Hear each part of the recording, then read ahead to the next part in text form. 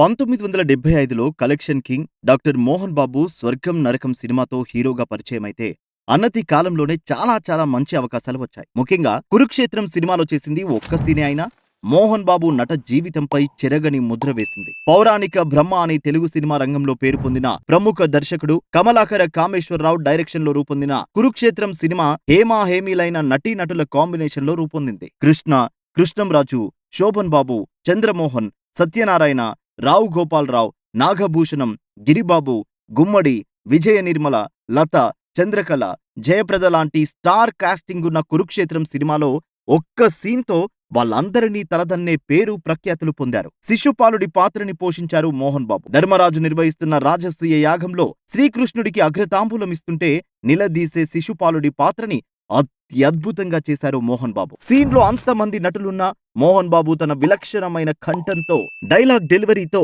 Scene మొత్తం తినేశారు Mohan Babu. శిశుపాలుడి scene వచ్చిందంటే ప్రతి థియేటర్ ప్రేక్షకుల విజిల్స్, క్లాప్స్ తో దద్దరిల్లిపోతుండేవి. మోహన్ బాబు నటించిన మొదటి పౌరాణిక సినిమా 'కురుక్షేత్రం'. 1977 సంక్రాంతి పండుగకు 'కురుక్షేత్రం' సినిమా రిలీజ్ అయి సక్సెస్ సాధించింది.